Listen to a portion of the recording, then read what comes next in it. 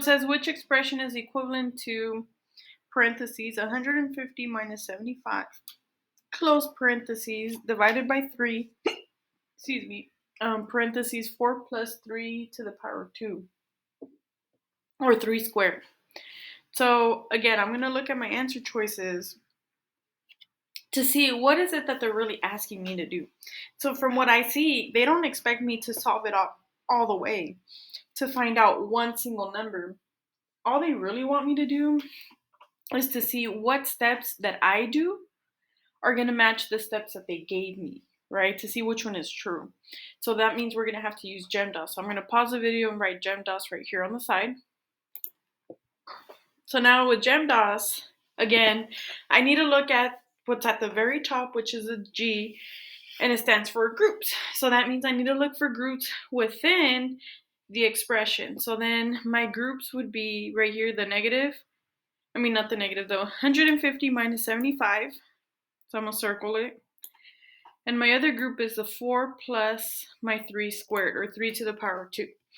So now that I have those two groups, again, in STAR or in your DCPs or whatever test that they're gonna give you, they're always gonna have you work on the groups or whatever, if you're in between two things to work on, from left to right, because that's important. So I'm going to first work on the one on the left side, which is 150 minus my 75, and I'm going to do that in this pinkish color.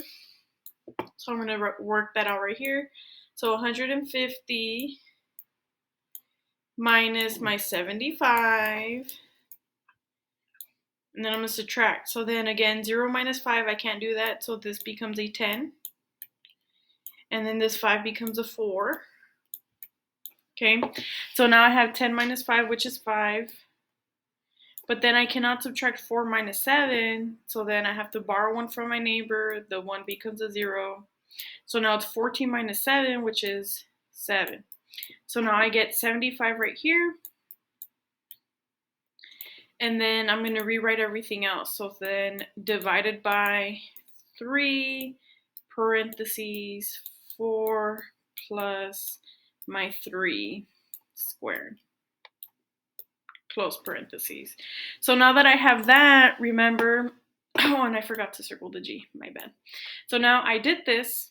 So again, I still need to work on this other group. And so because I'm working on this other group, again, I have to follow order of operations inside. I didn't have to do that here because it was only one thing to work on. But here I have a couple of things to work on. So according to order of operations, I need to work on exponents first before I even add. So then I'm going to work on this exponent. So that means I need to put my bracket in there. So then I'm going to write my 75 divided by my 3. Don't forget your parentheses. And then I'm going to do the brackets in blue, or actually in that pink color. So my bracket, oops, I'm not even there yet. I'm supposed to write 4 plus. 4 plus, see, that's why it's important to write and check what you're writing. Now my bracket, and now this 3 to the power of 2, or 3 squared, what that means is that I have 3 repeating twice and it's being multiplied. So 3 times my 3, okay? And then I close my bracket, and then I close my parentheses. So now I still get to work on that exponent because I'm not done yet. All I did was expand it for me to understand what is going on. So now here I'm going to have 3 times 3, which is 9, and I'm going to do that in the pink color.